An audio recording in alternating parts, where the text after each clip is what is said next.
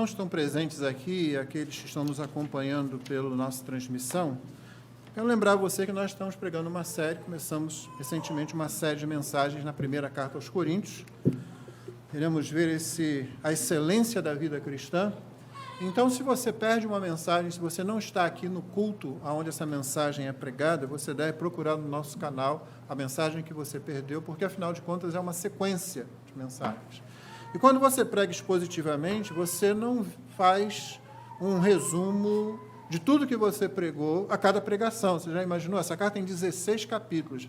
Imaginou quanto tempo vai ser a última mensagem?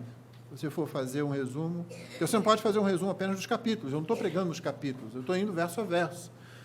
Então, eu peço que você acompanhe a série toda. Se você perde algum, você volta lá, está registrado lá no canal e assista lá para que você fique bem no acompanhamento da nossa série de mensagens. A mensagem de hoje, por exemplo, tem o título de Você é o que você conhece. Você é o que você conhece. E eu comecei já a introduzir o capítulo 2, e o capítulo 2, eu disse para os irmãos, ele tem que ser considerado um pano de fundo para toda a carta. Você se lembra? Eu disse que, assim como no livro do Apocalipse, os capítulos 4 e 5 devem ser considerados, a partir da sua leitura, para todo o restante da carta, até o 22º capítulo, na primeira carta aos Coríntios, esse capítulo 2 deve ser colocado como um pano de fundo, como aquela tela que fica lá atrás do palco de um teatro, e você deve tê-lo em mente, porque aqui Paulo introduz assuntos resumidamente, de forma sumária, que ele vai tratar à frente. Na verdade, a principal situação de toda a carta. Nós estamos falando excelência da vida cristã, a excelência da vida cristã, por quê? Porque o principal problema da igreja em Corinto pode ser resumido numa única palavra: imaturidade. Fé imatura, fé que não cresce, fé que não se torna robusta, não se torna consistente. A criança nasce, é o novo nascimento, né? Mas continua raquítica. Parece que tem uma doença que não a deixa absorver os nutrientes. Talvez não estejam sendo dados os nutrientes necessários. Mas o fato é que essa situação, seja ela espiritual, seja ela física, sempre vai trazer à nossa mente preocupações muito sérias. E o principal problema dessa igreja não era a questão dos dons, não era a questão da insubordinação feminina, não era a questão da falta de disciplina na igreja, não era a questão de alguns ali se acharem mais espirituais que os outros, não era a questão de eles terem sérias dúvidas com relação à ressurreição do corpo. Então, todas essas coisas estão ali. E você pode colocar aí a ceia do Senhor sendo administrada, sendo realizada de forma incorreta, indigna. Você pode juntar aí a participação em coisas sacrificadas aos ídolos, trazendo com isso prejuízo à própria fé. Você pode colocar aí a falta de cuidado com aqueles que, sendo novos convertidos, vindos da cultura à sua volta, acabavam confundidos quando os crentes mais experientes, sabendo que podiam ter certas liberdades, não tinham cuidado com esses recém-nascidos. Mas todos esses problemas, todo esse leque pode ser colocado debaixo de um único guarda-chuva: imaturidade. E o capítulo 2 é o que coloca tudo isso. Um dos problemas mais sérios na educação no Brasil é justamente que as pessoas ligam muito para a educação no nível já do 2º grau, no nível já da universidade, da faculdade. Mas, meus irmãos, o que todo governo deveria realmente investir, se tem que investir em educação, é nas bases. É nas bases. É ensinar um aluno a ser um bom leitor. Não adianta você mandar o sujeito para a faculdade se ele é um analfabeto funcional. Não adianta. Às vezes, no início do curso do seminário, dando aula para a turma do primeiro período, eu tinha que parar em algum momento e dizer: gente, vocês têm que aprender a ler. Não adianta. Nosso negócio aqui vai ser interpretação. Nosso negócio aqui vai ser leitura. E aí você recebe das classes mais primárias, né? Você recebe leitores que não são leitores, alfabetizados que não são alfabetizados, na verdade. Por que eu estou falando isso? Porque a base é importante. Então, se você quer entender a vida cristã e quer entender essa carta em particular, você tem que estabelecer a base. É o que Paulo está fazendo aqui. Ele está estabelecendo a base.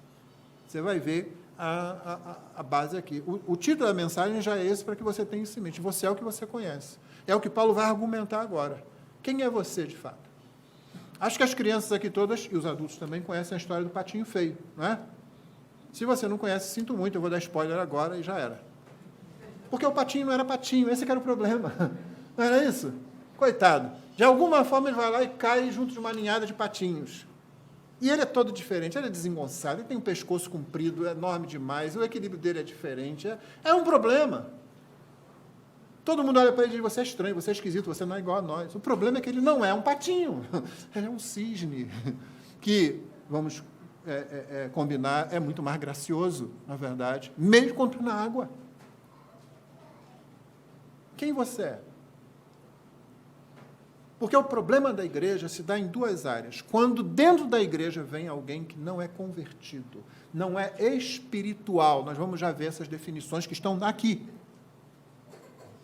O segundo problema é quando você tem alguém que é espiritual, ou seja, isso é sinônimo de ser convertido, mas não é maduro, é carnal. Carnal, nós vamos ver, não já sabem disso, mas nós vamos ver com mais um pouco de proximidade. Imaturo, infantil. Esses são os dois problemas de uma igreja local. Os problemas graves, porque os problemas que vêm da nossa proclamação, as pressões externas, isso aí nós sabemos que vamos ter, nós somos ovelhas enviadas para o meio de lobos. Agora, quando a igreja traz para dentro da sua congregação pessoas não convertidas, ou quando ela não dá atenção para que crentes imaturos, crentes que começaram agora a sua fé, cresçam e se tornem maduros, então ela vai acumulando problemas muito sérios. Vamos à leitura do texto, então? 1 Coríntios, capítulo 2, do verso 6 ao verso 16. Paulo havia falado do que ele pregava, de como ele pregava, qual era a metodologia dele. Ele pregava Cristo crucificado. Eu não quero saber nada, no meio de vocês, além de Cristo e esse crucificado, né? E a linguagem dele não era linguagem de oratória, como os gregos estavam acostumados, e Corinto tinha sido muito influenciado por isso, naturalmente. Na sequência, o que ele diz? No entanto, transmitimos sabedoria entre os que são maduros, não, porém, a sabedoria deste mundo, nem a dos poderosos desta época, que são reduzidos a nada. Pelo contrário, transmitimos a sabedoria de Deus em mistério, a sabedoria que estava oculta e que Deus predeterminou desde a eternidade para a nossa glória.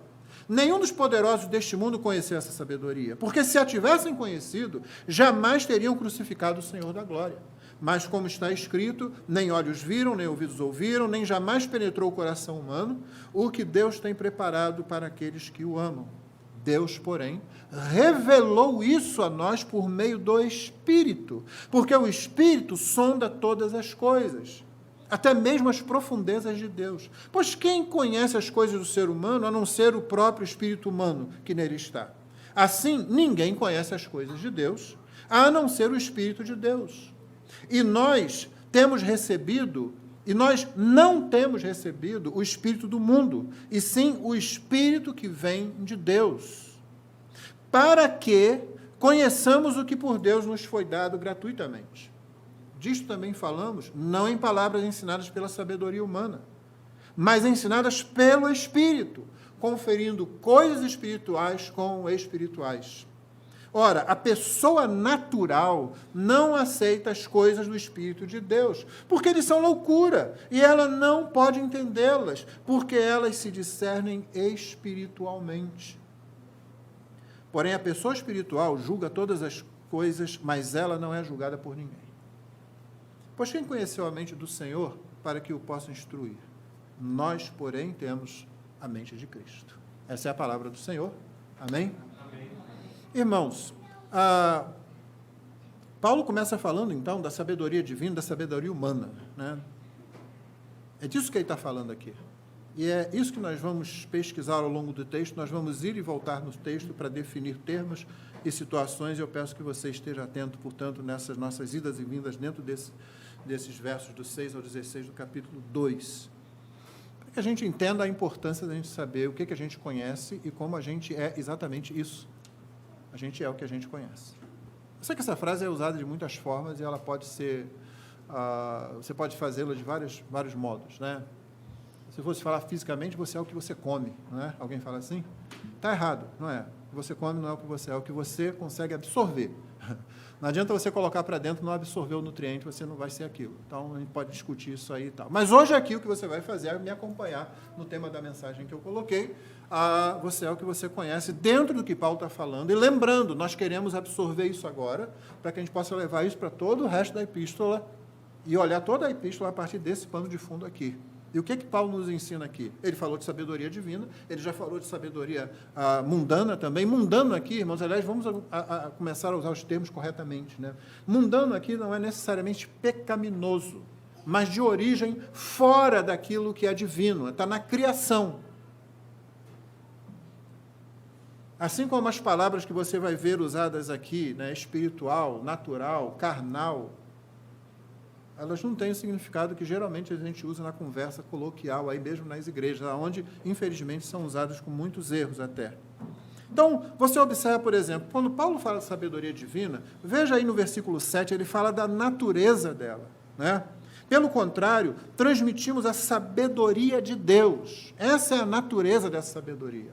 Ela é divina, sua fonte não se encontra na criação, ela vem de fora da criação. Você lembra do Jonathan Edwards? Quando ele fala de uma fonte divina e sobrenatural, quando ele diz a vida cristã só pode ser produzida, só pode acontecer a partir de uma fonte divina e sobrenatural, ou seja, ela não pertence à esfera da criação. Ninguém se torna crente por qualquer coisa dentro da criação.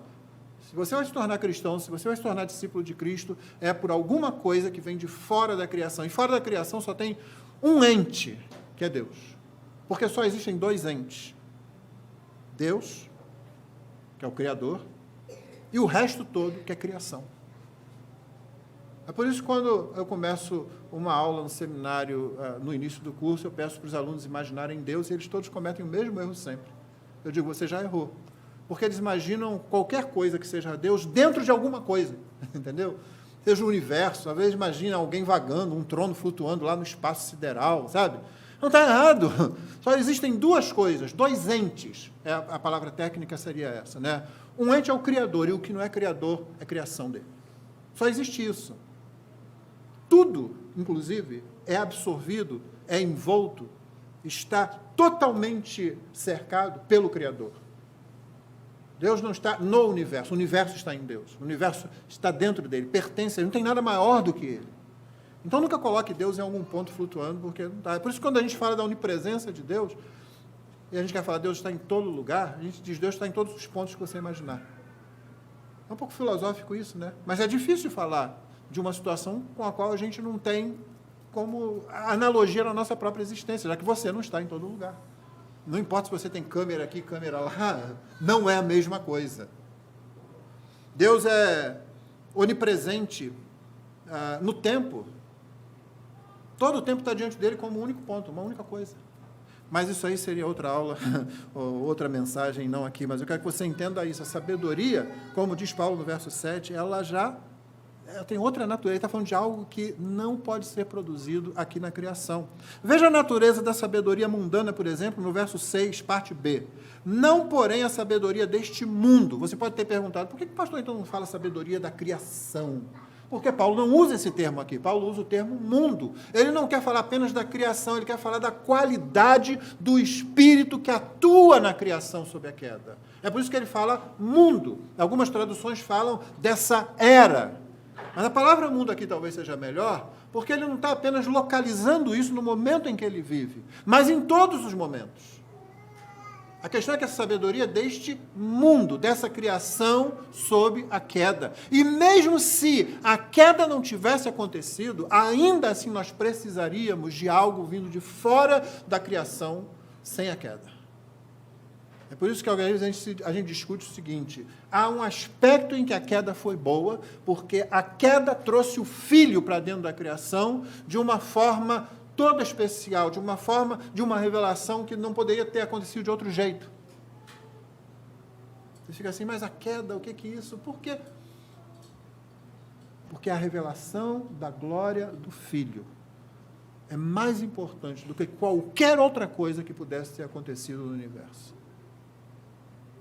Então veja aí no capítulo, no versículo 6b, Paulo diz: não, porém, a sabedoria deste mundo, nem a dos poderosos desta época, que são reduzidos a nada. Porque naturalmente, principalmente em Corinto, mas hoje ainda acontece isso, os filósofos, aqueles que têm poder, aqueles que têm cultura, aqueles que têm ensino, bom, eles devem saber alguma coisa. Nós naturalmente corremos para aqueles que nós achamos que conhecem mais. Paulo diz: a sabedoria deles em nada serve. Em nada serve para isso aqui, para a igreja, para a salvação. Ela é completamente inútil, esqueçam isso. Não é que ela não tenha algum valor, mas ela não tem valor nenhum nessa área. Então, a natureza é diferente. Mas o método também é diferente. Veja o método da sabedoria divina em 13b. Né? Paulo diz, depois de dizer que ele não usa a palavra ensinadas pela sabedoria humana, ele diz: mas ensinadas pelo Espírito. As palavras com as quais essa sabedoria é transmitida são palavras ensinadas pelo Espírito. Não são palavras ensinadas pela sabedoria humana. O que Paulo está tentando fazer aqui é justamente separar a dependência dessa igreja de tudo que está à volta. Meu irmão, isso não continua acontecendo hoje? Houve uma discussão aí sobre, por exemplo, a nova perspectiva em Paulo. Qual é a minha preocupação com isso? A nova perspectiva em Paulo é uma visão diferenciada da doutrina da justificação, advogada por várias pessoas, no momento, no tempo atual, N.T. Wright, um erudito bíblico, que tem muita coisa boa escrita, é o principal advogado disso e tem criado muita dificuldade, porque ele vai contra a doutrina clássica da justificação pela fé. Qual é o problema aqui? O problema é que ele é um erudito. O problema é que tem muita coisa boa nele. Eu tenho vários livros dele. Eu leio muita coisa dele. Eu tenho toda a coleção dele sobre as cartas paulinas. Mas se você não estiver preparado para isso, você cai justamente nessa armadilha aqui do método. Palavra de sabedoria humana. Mas o cara é um entendido, o cara é um estudioso, o cara é um erudito. E vamos dizer, ele não tem um ministério que destrói igrejas. Não dá para você dizer isso dele, entendeu? Mas aí eu me lembro da controvérsia do declínio. Aquela que causou grande tristeza e dor a Charles Spurgeon. Sabe qual era o problema? As pessoas diziam para Spurgeon assim: senhor Spurgeon, o senhor está criando uma tempestade num copo d'água. Esses homens estão defendendo essas ideias aí, que Spurgeon dizia: gente, vocês estão se afastando da fé, vocês estão se desviando da sã doutrina.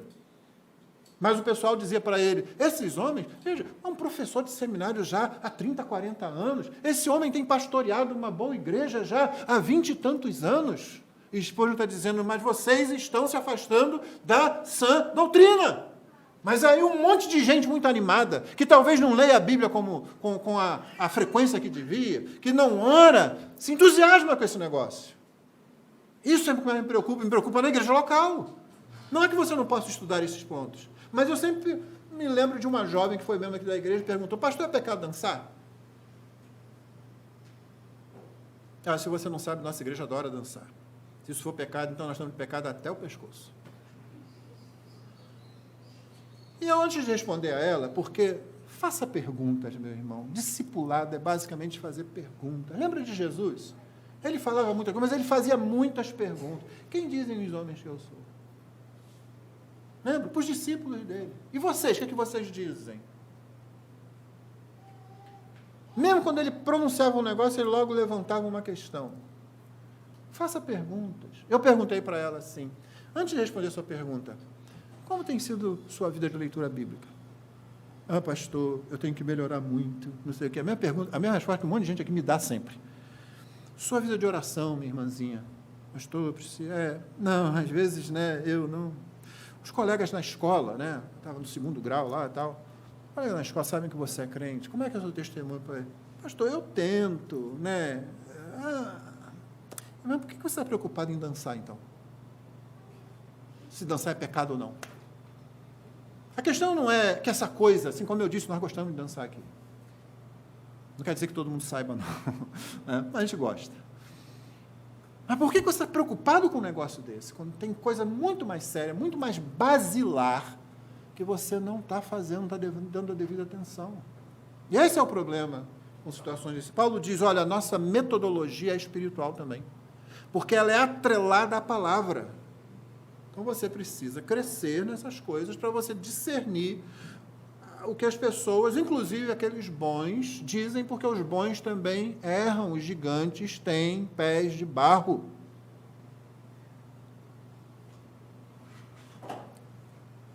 No mesmo verso você tem o método da sabedoria mundana, verso 13, primeira parte. Disto também falamos, não em palavras ensinadas pela sabedoria humana, que pode ser muito boa para muita coisa, mas não serve quando a questão é o evangelho, quando a questão é a saúde da igreja, quando a questão é a saúde da igreja local. Assim, o que você vai observar em tudo que Paulo fala, e você acompanhou comigo, é que a sabedoria divina, ela é oculta. Paulo diz isso, ela é oculta. Nós vamos ver em que sentido ela é oculta. Ela é inatingível, não importa o que você faça, não importa seu esforço, seus estudos, seu QI, você nunca vai alcançá-la, você nunca vai chegar nela. Ela não é transmissível, assim, você pega aqui, passa para o outro e passa para o outro. Não, não pelo seu próprio poder, pelas suas próprias capacidades humanas. Ela depende da revelação. Além disso, você consegue ver também a natureza da sabedoria mundana é justamente o oposto, ela é óbvia. Sim, ela é óbvia. Pastor, mas como?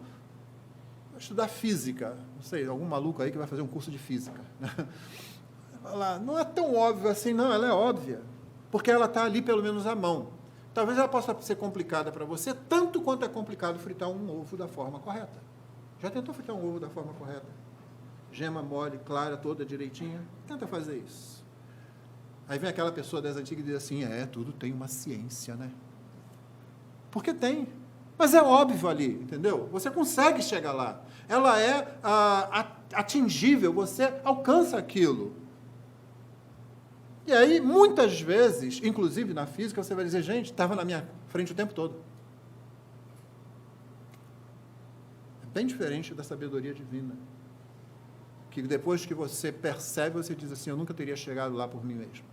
Não é isso que nós confessamos? A sabedoria mundana você pode pegar por osmose. Não estou dizendo todo tipo e toda a qualidade de sabedoria mundana, mas você pega por osmose muita coisa. Não é? Por exemplo, é muito difícil pegar por osmose todos os passos do Lago do Cisne. Você deixar uma criança lá vendo aquilo, ela pode até tentar imitar, mas vai exigir muito mais do que simplesmente fazer o que está ali. Mas outras danças populares, inclusive aquelas que crianças nunca deveriam dançar, facilmente são absorvidas. Nesse sentido que você pega por osmose.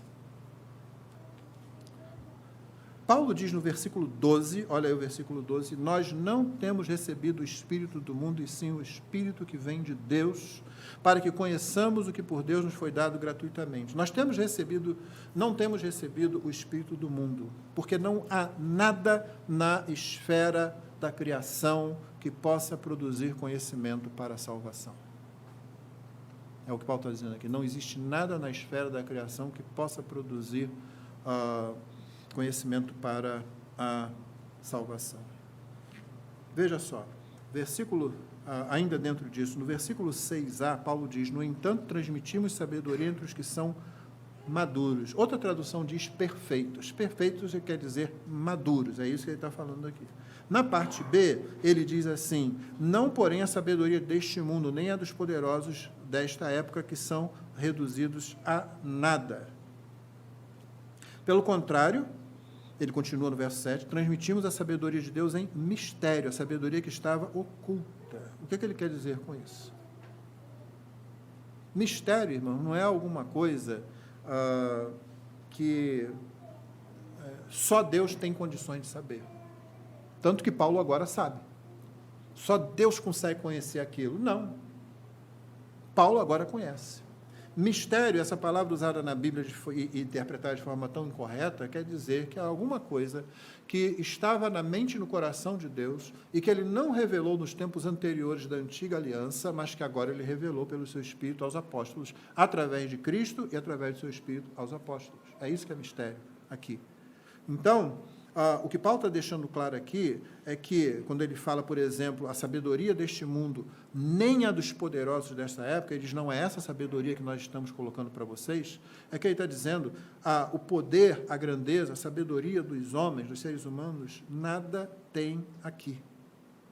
Não existe nada para ela aqui. E nós olhamos para os grandes. Em Corinto, eles olhavam para os grandes também.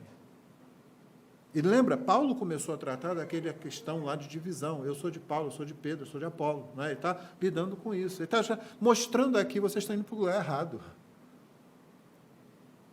O que nós passamos para você, nós não inventamos, nós não criamos, nós nunca poderíamos ter criado isso.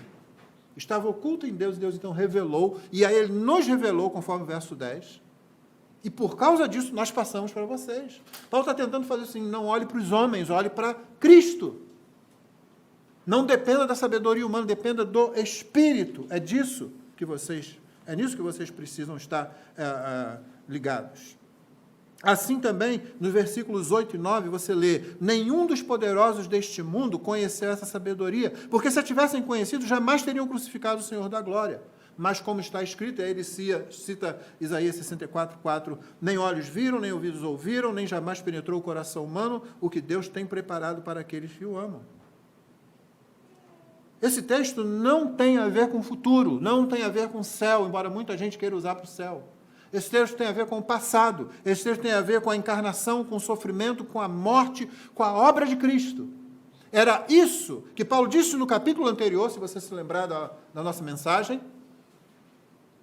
que nunca ninguém entendeu, nunca ninguém conseguiria compreender, nunca ninguém conseguiria engendrar, criar, maquinar. Que Deus se fizesse homem na pessoa do Filho e se deixasse prender numa cruz. Por isso uns diziam isso é loucura, outros diziam isso é escandaloso, isso é fraqueza. É disso que Paulo está falando aqui. É oculto. Se Deus não fala para a gente, nós simplesmente não vamos compreender. Nós podemos compreender depois que o Espírito fala com a gente. E por que Paulo está caminhando nessa direção? Porque ele vai definir o que é uma pessoa espiritual. Mas aqui você já percebeu, não já? Então, pessoa espiritual não é o crente consagrado. Porque geralmente se usa assim, não é? O crente, aquele irmão é muito espiritual, aquela irmãzinha tão espiritual, vou pedir para ela orar por mim. Em algumas igrejas tem aquela irmã de oração poderosa, né? É a visão gospel reza forte. Tem uma reza forte ali, aquela irmã tem uma reza forte. Não, Paulo não usa a palavra espiritual aqui com esse sentido. Espiritual é aquele a quem o Espírito falou, revelou algo que essa pessoa nunca descobriria, agora ela sabe disso, agora ela conhece isso. Como Paulo, como os crentes em Corinto. Então você não pode continuar a depender de outras fontes, seja para você conhecer, seja para você continuar conhecendo. Você precisa depender da fonte primária, do Espírito, da palavra do Espírito, do Evangelho. Então, os versículos 8 e 9 tem isso colocado. Ou seja, que Paulo está falando do que aconteceu. A profecia de Isaías apontava para aquilo que o Senhor faria para a salvação do seu povo através da encarnação, do sofrimento, da morte, ou seja, da obra completa de Cristo. Do que ele está falando então, irmãos? Começa com E, termina com O? Evangelho. Evangelho. É disso que ele está falando. Por isso que eu falei, é a base. É o que Paulo vai fazer a partir daqui. Ele vai expor o Evangelho, reexpor o Evangelho, recolocar o Evangelho de novo. Vocês foram criados pelo Evangelho, vocês têm que viver pelo Evangelho, vocês têm que ser consertados pelo Evangelho também. É sempre assim. E qual é a situação? A situação é que Paulo parte do princípio. Por que o Evangelho só funciona para a igreja? Porque, na verdade, é o Evangelho que funciona para o resto também, fora da igreja. Mesmo a sabedoria deste século, deste mundo, desta era, mesmo essa sabedoria, ela é apropriadamente usada quando o Evangelho causa maior influência. Se você tivesse todo o globo, como os pós-milenistas pensam, né?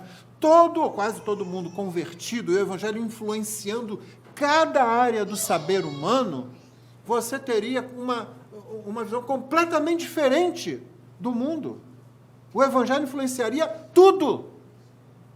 O universo não foi criado sob o conflito de forças diversas, de valores diversos e aleatórios.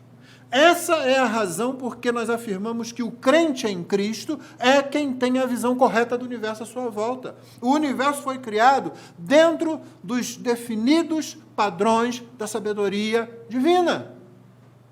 Como está lá em Provérbios 8, 22 a 31. Você lembra aquele texto? O Senhor me tinha, no começo eu estava com ele, quando ele lançava os fundamentos da terra, não tinha criado nada, e eu, a sabedoria, já estava com ele.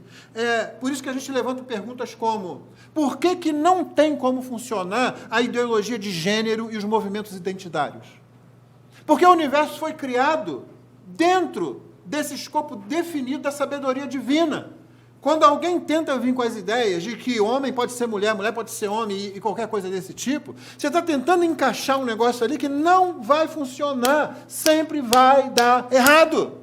Porque Deus criou de acordo com a sabedoria dele. Outra pergunta, por que não tem como funcionar uma ideia diferente de família? Pela mesma razão, não adianta colocar 2 homens, uma criança e dizer que isso é uma família, 2 mulheres, uma criança, isso é uma família. Ou como tem acontecido, uma mulher, um travesseiro, isso é uma família. Você vê onde é que a gente chega com essas tolices. Não tem porque Deus criou, macho, fêmea, colocou ali, disse, crescei e multiplicai-vos. Deus era o único testemunho naquele primeiro momento em que a primeira família foi formada, e disse, assim qualquer outra coisa vai, um termo teológico que a gente aprende já quase no final do curso seminário, vai dar ruim. Vai dar ruim. Não vai funcionar, você vai tentar. É como se a gente, C.S. Lewis usa isso assim, né? Ele fala sobre a democracia. Porque diz, gente, democracia não é legal não, mas ela é a única coisa que a gente tem, dada a situação de que todos somos maus. E aí ele usa, diz assim, democracia para mim é igual roupa. Tenta hoje em dia a gente viver sem roupa. Porque tem um pessoal que faz isso, né? Vai ouvir o testemunho desse pessoal quando eles estão conversando, não ali daquelas entrevistas, né? Falando, não, aqui, tudo isso e tal. Eu começo a pensar, gente, esses homens não têm sangue, não é possível. Tem alguma coisa na masculinidade deles que está tremendamente defeituosa. Se isso fosse verdade, mas se você conversar com essas pessoas, se elas falam lá no cantinho, você vai ver outra situação. Não tem como a gente regredir aquela situação. Não tem. Depois da queda, não tem. É por isso que a gente usa roupa. É por isso que uma roupa indecente cria muitos problemas. Cria problema fora da igreja. Mais uma pergunta, por que não há como funcionar em certas doutrinas sociais ou econômicas? Que querem trazer o céu para a terra. Vai ser maravilhoso quando todos forem iguais. Não vai acontecer, porque não fomos criados iguais. Deus não nos criou de forma igual. Igualitarismo é doutrina do diabo. Não, existe um sentido em que todos nós somos iguais. Deus encerrou todos debaixo do pecado para usar de misericórdia para com todos. Se você falar isso, todos somos pecadores, pode ser. Todos somos diferentes, a diversidade vem do próprio ser de Deus que é trino. Não essas doutrinas, essas ideias que nós vamos conseguir, nós vamos trazer o céu para a terra, estão destinadas ao fracasso. Porque quando a queda aconteceu, Deus amaldiçoou de tal forma a criação, que ela só pode ser restaurada pela sabedoria divina que vem de fora através do Evangelho. E mesmo assim, a restauração final nós chamamos de quê?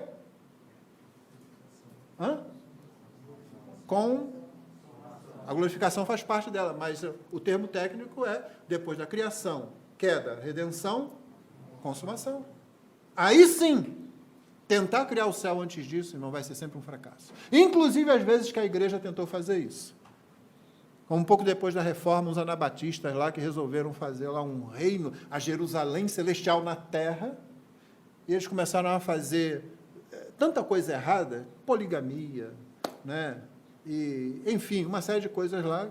Foi lá um exército católico lá e devastou o troço todo. Varreu fora. Não funciona. Como diversos grupos que eu tive conhecimento. Tem um irmão aqui que participou disso, ele pode falar com vocês. Sabe aqueles crentes que eles vendem tudo, aí compram lá uma propriedade, vamos morar todos juntos, vamos reproduzir o livro de Atos. Fracasso, gente, não vai funcionar, a igreja não foi feita para isso, não é isso que Deus está restaurando. Deus está restaurando tudo, e isso só vai acontecer na consumação. Porque não há como funcionar a tentativa de imposição de valores morais, ou eu diria imorais, ou até amorais, diferentes daqueles revelados pelo próprio Deus. Não vai funcionar. Não, gente, olha, o corpo é meu, eu faço com ele o que eu quiser. Não precisamos de casamento para uma vida sexual saudável. Pode ser. Toda vez que a humanidade fez isso, todas as pessoas envolvidas, não importa o que elas digam diante das câmeras, são pessoas que sofreram. Aquele ator, aquela pessoa famosa, aquela artista, seja lá o que for, que fala coisas maravilhosas assim. Cadê fulano? Tomou uma overdose e morreu. Não, mas foi realmente... Você já notou a loucura disso? Não, é a loucura desse negócio. O fim da pessoa é trágico, a vida dela foi vivida entre sofrimentos, entre relacionamentos quebrados aqui e ali. Não, mas ela viveu a vida. Que vida? A gente fica cego para essas coisas, porque o universo foi criado dentro do escopo definido da sabedoria divina. Não há como você fazer funcionar essas coisas. Basicamente porque se ignoram duas coisas. Primeiro, a criação. A sabedoria de Deus na criação implica na impressão, de imprimir aqui como livro, a impressão de todos os seus atributos santos, atributos de Deus, sobre as coisas criadas. Quando Deus terminou tudo o que ele falou, é muito bom. Se o Deus Santo diz é muito bom, é porque a santidade dele está impressa na criação. Não é possível mudar isso. Seria como você tentar montar um quebra-cabeça quando você encaixou uma peça errada, porque ela quase deu ali. Você tentou colocar, não era exatamente, mas você está tão cansado, você quer terminar logo aquele, você coloca. E aí vai, e daqui a pouco começa a dar errado. Você nunca vai completar isso. Nunca vai. Você vai ter que se humilhar. Poucas coisas humilham a gente como um quebra-cabeça que você quis forçar a barra. Né? Você vai ter que tirar peça por peça, voltar até aquele ponto, para achar a peça correta, encaixar ali. E é isso que tentam fazer, ignoram a criação, ignoram a natureza da criação. Deus imprimiu seus atributos santos sobre a coisa criada. Todas as coisas. Não tem como você mudar isso. A segunda coisa que esquecem é a queda. Criação, queda. Se esquecem a queda deveria nos impor, irmãos, a todos nós, uma sadia desconfiança de nós mesmos e de todos os empreendimentos humanos. Tudo que é humano. Os reformadores foram muito sábios com relação à igreja quando eles falaram que igreja reformada sempre, porque a igreja é um empreendimento humano. Ela é divina, de origem divina, mas é feita, constituída por seres humanos. Ninguém aqui é anjo, nem eu. É do anjo da igreja, quem dera. Tivesse umas asinhas para sair voando por aí, não é? Aparecesse de repente atrás de você quando você está fazendo aquela coisa errada. Mas eu fico com medo que alguém apareça atrás de mim se eu estiver fazendo alguma coisa errada. Então ninguém é anjo.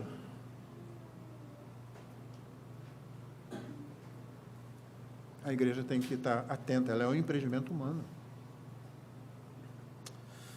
Por isso a revelação é necessária, como está no versículo 10 e 12 e daí por diante, desse que nós vamos ver agora. A revelação, ela vem pelo quê?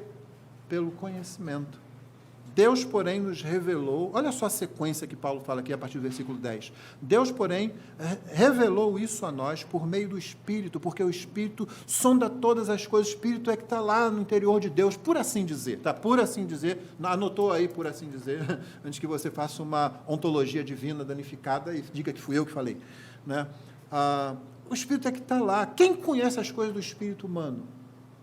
Senão o Espírito que está no próprio homem. A mesma coisa acontece com Deus, só que com Deus acontece de forma perfeita. Quer ver? Nem você conhece o direito que está dentro de você. Deus, o Espírito Santo, sabe tudo. E aí o que ele faz? Verso 12. E nós não temos recebido o Espírito do mundo, mas e sim, aqui você tem que colocar o verbo, porque Paulo escreve assim mesmo em grego, está escrito assim. Então, para que você entenda, e nós não temos recebido o Espírito do mundo, e sim temos recebido o Espírito que vem de Deus. Entendeu? Revelação vem pelo conhecimento. Você recebe o Espírito de Deus, você conhece, ele fala com você, você conhece. Ou seja, a revelação, irmão, não vem por qualquer ritual ou suposta posição espiritual. Quando a gente confunde o termo espiritual, como eu falei há pouco, a gente confunde também revelação. E aí você tem a igreja lá que estão recebendo revelação disso, revelação daquilo. Revelação não vem porque você tem um certo status espiritual, revelação vem porque o Espírito Santo fala com você.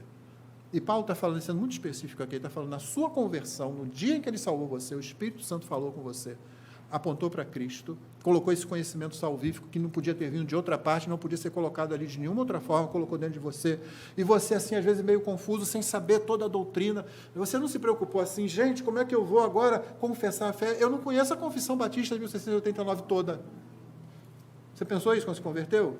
Mesmo que você já tivesse conhecimento dela? Não, você às vezes meio confuso ali, você fez o quê? Eu preciso ir nessa direção, eu tenho que ir nessa direção. Que direção dele? Dele, do Senhor Jesus. Quem está fazendo isso não tem a menor ideia, mas eu vou para lá. Nada vai impedir de ir para lá, eu vou para lá. Aí vem o pecado, tem que arrastar você cai assim, você levanta, você arrasta, eu vou para lá, eu vou continuar indo para lá. É só depois, na doutrina, no ensino, no discipulado, que você vai aprender que o Espírito estava falando com você, o Espírito veio para você, o Espírito veio habitar você, o Espírito trouxe o Filho e o Pai para dentro de você. A revelação vem pelo conhecimento. Olha assim, vamos falar de grego um pouquinho aqui, mas é só, tá? Por cima, não se preocupa não. O versículo 10, você tem aí, Deus revelou. Tem um tempo no grego que é bem interessante, um modo verbal que é chamado aoristo. É um tempo verbal. E o negócio dele é que assim, ele geralmente faz referência a uma situação pontual. Quer dizer o seguinte, ela aconteceu num ponto, ela aconteceu ali, terminou ali, pronto. Aí ela aconteceu, está ali. Não quer saber se aquilo vai continuar gerando defeito ou não. Isso aconteceu. E esse é o ponto importante aqui. Porque esse verbo é usado em todos os verbos que aqui no texto, ele geralmente é traduzido para o português como tempo passado. Ele não é necessariamente tempo passado, mas geralmente o é porque faz sentido. É uma coisa que aconteceu. E o ponto aqui é esse, gente, aconteceu.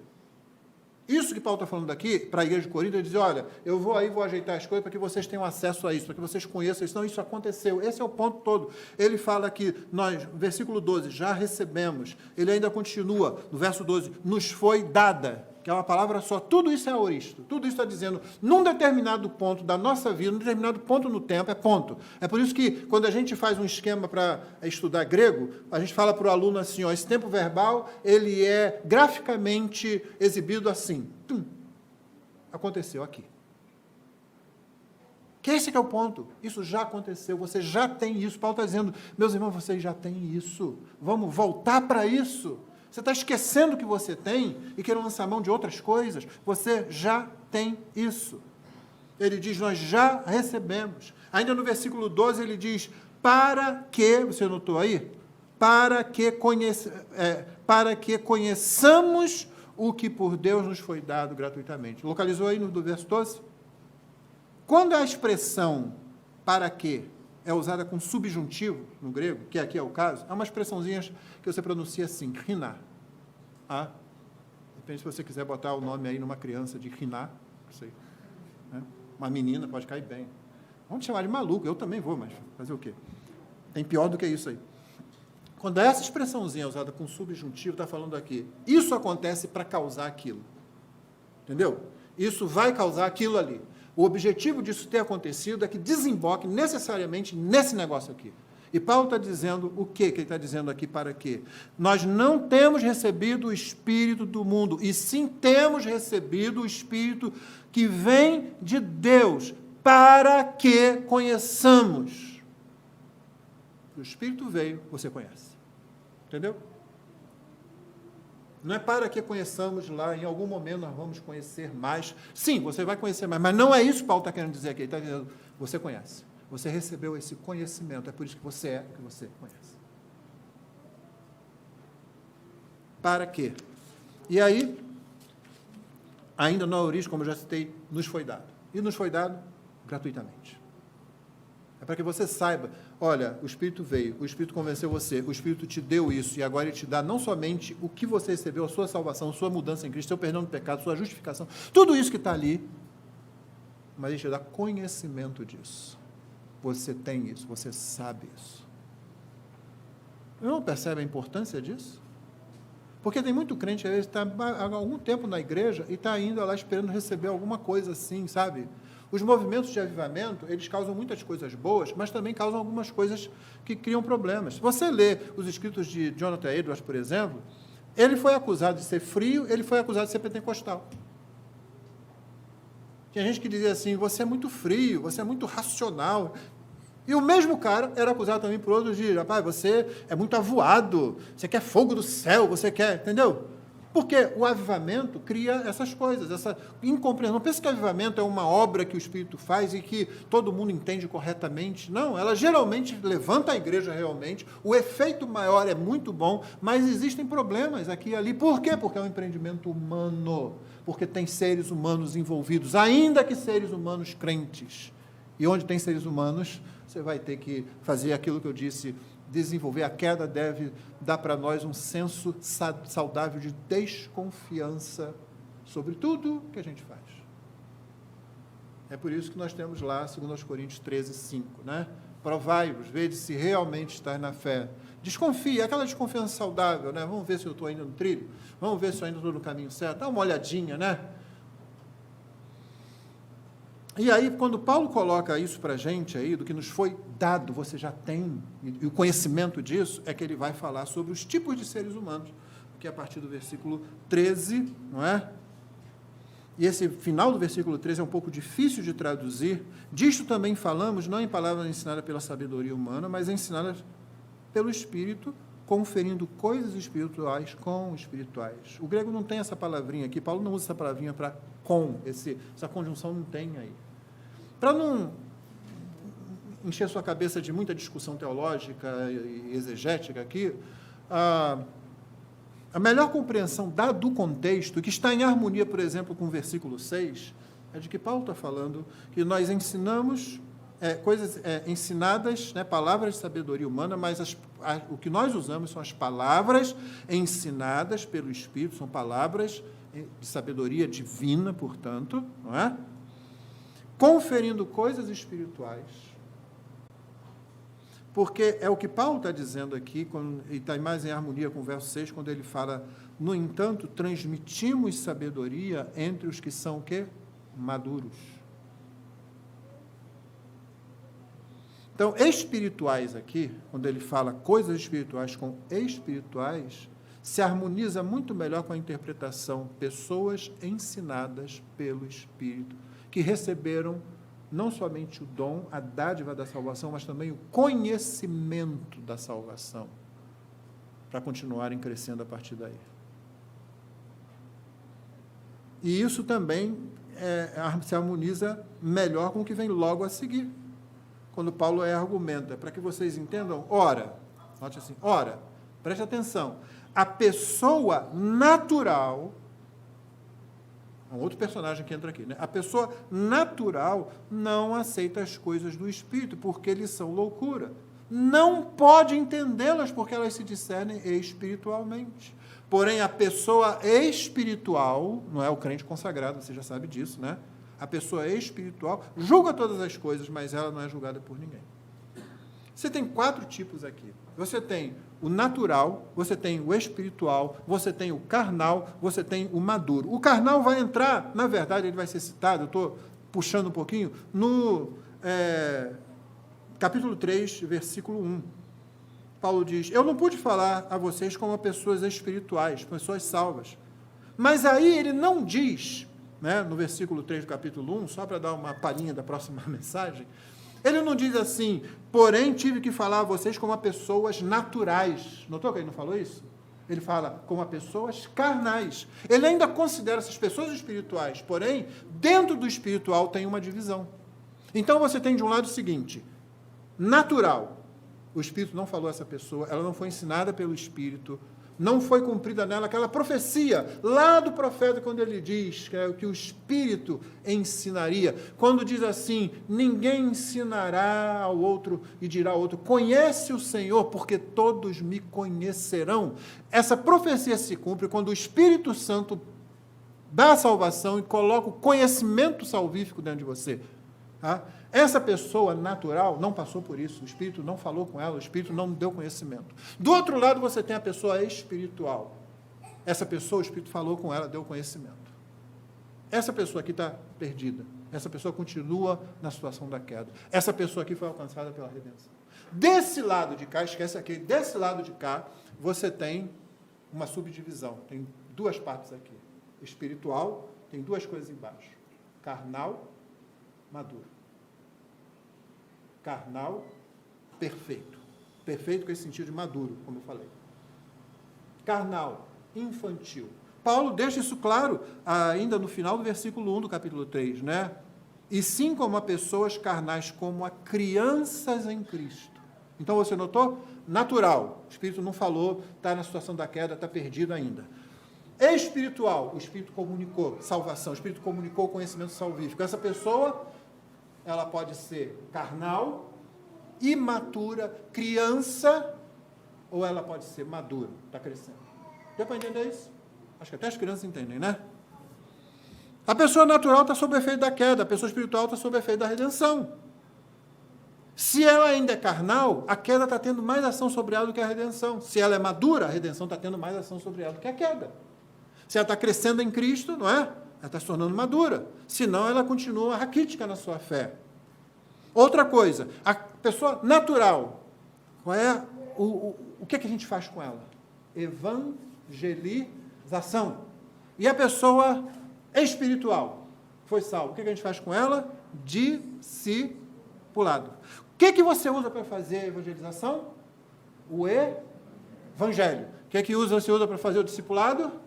O Evangelho. Por isso que isso é basilar. Por isso que não dá para você ir adiante na vida cristã e nem na compreensão dessa carta se você não colocar essa base. Para terminar, nossos alvos só podem ser dois, então. Transformar a situação natural em espiritual, esse é o primeiro. Isso é a evangelização, é pregar o Evangelho. Nossa igreja é muito fraca nisso. Aliás, se você convivesse um pouquinho mais, como eu tive chance de conviver e ouvir o pastor Ilguini Marbus na conferência e depois aqui, aquele homem tem uma veia evangelística que dá raiva na gente. A gente estava passeando com ele na floresta aqui, estava eu, o Rômulo, e mais o Vladimir, né? Aí fomos lá na Capela Mairinque, só para dar uma passada, quando ele olhou assim, viu um sujeito que estava com uma foice, né? Símbolo do comunismo, assim. Ele foi falar com o camarada, ele não brigou com o camarada, né? Mas ele, aos poucos, foi colocando para o camarada como aquilo destruía mais do que fazia bem e dando testemunho do Evangelho. Aí a gente foi descobrindo coisas ali, né? Que o irmão do sujeito era batista, que uma parente que estava ali foi batizada lá em Campinas, na igreja do meu colega de conselho lá da Fiel, pastor Silas, e que, estranhamente, aquele sujeito que se dizia comunista era mórmon. Ele saiu dali com o testemunho do Evangelho. Nossa igreja é muito fraca nisso, na evangelização. Talvez esteja alguém aqui esperando ainda que a gente faça programas de evangelização, distribui folhetos e outras coisas, faz sites de conferência. Meu irmão, a igreja evangeliza quando você evangeliza. A igreja evangeliza quando você entrega o folheto, quando você dá o testemunho e quando você traz a pessoa para cá. Não importa onde a pessoa more, porque você sabe que não pode falar mais aquilo. Vai numa igreja qualquer que seja evangélica perto da sua casa. Não tem como fazer isso. Traz para cá. Depois o Senhor Jesus salva, depois o Senhor Jesus vai dar direção àquela pessoa. A segunda coisa, então a primeira é transformar o natural em espiritual. A segunda, nossa preocupação tem que ser transformar o carnal em maduro. Essa é a preocupação. Como que a gente faz isso? Desenvolvendo uma cultura de evangelização, por um lado, desenvolvendo uma cultura de discipulado, por outro, que implica membresia, que implica disciplina. Como é que a gente faz isso, então? Quais os passos? Eu vou me arriscar aqui a dar alguns passos para os irmãos. Primeiro, são dois apenas. Primeiro, comece orando. Comece orando. Peça a Deus que mude você. Porque se você não tem a disposição, seja para evangelizar, seja para discipular, e note bem, nem todo mundo vai ser igual o pastor que eu citei, o pastor Ilguini. Há ênfases, mesmo nos pastores, mesmo nos ministérios na igreja, há ênfases diferentes. Mas todos nós, em algum grau, temos que evangelizar e todos nós, em algum grau, temos que discipular. Então, ore, peça que Deus mude você. Meu coração está muito egoísta, meu coração está muito preso em mim, eu estou muito preocupado com a minha imagem, estou muito preocupado se eu vou passar vergonha, estou muito preocupado se eu vou me arriscar em alguma coisa, eu estou muito preocupado em gastar meu tempo com isso, estou muito preocupado em tirar tempo do meu entretenimento para isso. Você tem que pedir, Senhor, muda. O que não está do teu agrado aqui tem que mudar. Segunda, ore pedindo, peça a Deus que lhe dê a atitude correta com relação ao próximo. Talvez você verifique no seu coração, eu não tenho compaixão pelos perdidos. Tá, eu oro por missões, eu contribuo para missões, eu tenho interesse em saber o que está acontecendo em missões, mas talvez, se eu examinar bem, eu não tenho compaixão pelos que estão próximos a mim, que estão se perdendo, estão indo para o inferno, estão indo para debaixo do juízo eterno de Deus. Terceiro, ore, ainda estamos orando, né? Peça a Deus oportunidade para vivenciar isso. Peça a Deus, Senhor, eu preciso me arriscar. Coloca a oportunidade na minha frente, me deixa mais atento para oportunidades que surgem, né? Me ajuda a ter aquele impulso de quando a pessoa fala um negócio, você joga outro assim, né? Porque aquele que não está acostumado tem medo, né? Tem medo de levar um tapa. Não um tapa físico, não, mas não saber o que dizer. Você acha mesmo que a gente sempre sabe o que dizer para tudo? Eu não sabia o que dizer para minha namorada. Domingo que vem, com a graça de Deus, a gente faz 40 anos de namoro, a gente faz 44. De casamento, a gente faz 40.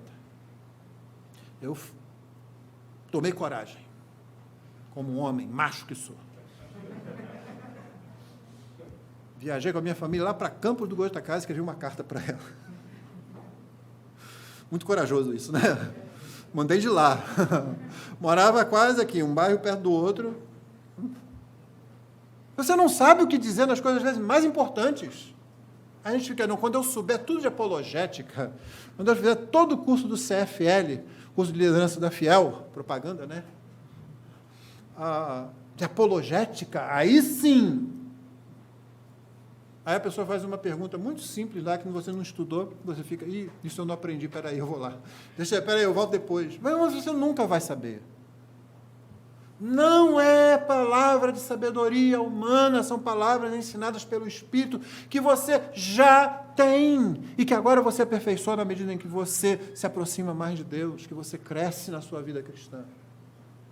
Então, a primeira coisa, comece orando, peça a Deus que mude você, peça que Ele dê a atitude correta com relação ao próximo e peça a Ele oportunidade para vencer isso. Segunda coisa, segundo passo e último, pense em estratégias.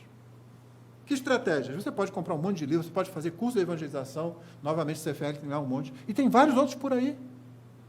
Mas algumas coisas que você pode fazer. Primeiro, escolha um alvo, seja para evangelizar, seja para discipular, escolha um alvo. Não você vai ficar atirando aí com sua metralhadora giratória para todo canto. Não é um alvo daquele tipo. Uma vez uma irmã chegou para mim e disse assim, eu já decidi o que eu vou fazer. O que você vai fazer? Eu vou orar por aquela pessoa até ela se converter, só por aquela pessoa. Tem tanta coisa errada nessa frase que eu não sei por onde começar. Só vou orar por essa pessoa, por nenhuma outra, até que ela se converta. A pessoa pode ver 100 anos e não vai se converter. E você ficou orando só por ela ali. Não é disso que eu estou falando, não. Você pode orar por A, por B, não tem problema nisso, mas escolha um alvo para você agir. Aquela pessoa que você vai começar a cercar de longe. Cuidado com isso, pode dar esse processo, né? Mas você começa a cercar, vou orar por aquela pessoa e vou começar a observar e vou chegando perto, né? Planeja uma abordagem qualquer. Né? É a pessoa que gosta de jogar futebol, você gosta? É a pessoa que gosta de ler, você gosta? Aí você não vai dar um livro, 9 marcas da igreja saudável, não. Você dá um livro que a pessoa gosta de ler, que seja uma boa literatura. Fala ali com o Diego, ele pode indicar um monte de coisa para você. E aí, pronto, dá aquele livro aí, conversa a pessoa, começa a conversar aquela amizade com a pessoa. Isso acontece dentro da igreja também, sendo que dentro da igreja talvez você possa dar um livro mais específico. Não é? A pessoa está precisando disso, talvez vai casar agora, ou casou há pouco tempo, vai ter filho agora, vai ter mais um filho agora, vai ter mais um filho agora. Talvez precise de outro livro também para ler. Né? Então você vai. Planeja uma estratégia. Como é que eu chego perto daquela pessoa? Ela gosta daquela, né? Daquela sopa de ervilha com aquela carninha dentro, né? Vou convidar para ir lá em casa, quando tiver frio, quando tiver quente eu invento outra coisa. Ela gosta de comer isso, então nós vamos começar isso. Aquele irmão está precisando de ajuda, eu estou notando que está um pouco fraco. Ou então eu simplesmente não conheço. Não conheço o irmão A, não conheço o irmão B. Eu me preocupo muito com isso aqui, irmão, porque nós temos uma tendência que é óbvia, que é natural, né? A gente é atraído por aqueles com quem a gente tem afinidade. O problema é quando a gente só faz isso. E aí você não chama os outros. Você fala, não conheço bem. Está aí um bom critério. Eu vou chamar alguém que eu não conheço bem. Essa é uma boa estratégia de abordagem. E você não precisa ter nenhuma vergonha de falar isso. Eu vou lá em casa. Vamos tomar um negócio assim, tal. Se o irmão aceitar logo, se a irmã aceitar logo, né? Tá bom, você marca lá. Sabe por que eu trouxe aqui hoje? Por quê? Porque eu não te conheço. Sabe, não estamos na mesma igreja, mas na verdade eu não sei quem você é. Você é um ilustre desconhecido para mim e eu quero acabar com isso. Se a pessoa perguntar na hora do convite, fala a mesma coisa. Meu irmão, eu quero conhecer sua família. Nós estamos na mesma igreja. Né? Nós estamos na mesma luta. Terceiro, prepare-se para executar essa abordagem. Então, prepare-se. Não é aquela coisa corrida. Assim, é o livro. Que livro você vai escolher? Que livro aquela pessoa gosta de ler? Que livro evangélico, já que essa pessoa é dentro da igreja e eu estou planejando discipular mais essa pessoa? Conversa com aquela pessoa antes. Uma conversa informal. Não é chegar lá com um formulário, não. vamos ver suas deficiências, meu irmão. Eu noto que você... Não é isso. Basta você começar a conversar e você vai notar pela conversa da pessoa alguma deficiência que ela tem, né? Que você fala... Ela compartilha, então, com você alguma coisa, você... Bom, esse livro aqui, vou dar esse livro. E depois que eu dou o livro, não terminou, não. Irmão, é bom você ter lido o livro que você vai dar para a pessoa, tá? Senão fica mais difícil, né? Por isso que eu estou dizendo, prepare-se, né? E aí, volta lá, e aí, o que você achou? O que você pensou isso? Como falou para você, aquele capítulo em especial, o que você achou dele? Porque você pode ter um insight lá, aquela pessoa precisa disso. Ore. Você escolheu o alvo? Planejou a abordagem ali? Se preparou para isso? Ore por isso. Você não está cumprindo uma missão humana. É algo que, seja evangelização, seja discipulado, só o Espírito nos leva para frente. E, finalmente, aplica aquilo. Provavelmente não vai sair como você planejou. Não vai, nunca sai, não é assim? Dificilmente. Pode ter, mas muito, muito difícil. Eu vou arriscar aqui, nunca dá. Nunca sai exatamente, né? Naquele dia que fica um dia mais corrido. Porque você tem inimigos dentro de você e fora de você. Você tem o diabo, você tem o pecado, você tem o mundo. E aí coisas acontecem. Coisas acontecem pela nossa própria incompetência, às vezes, pelo nosso descuido. Não desanime com isso, não. Continua fazendo. Você vai ficar melhor cada vez. E talvez você descubra que você tem uma veia missionária que você não sabia. Talvez você descubra que você tem uma veia pastoral que você não sabia. Você é o que você conhece, meu irmão.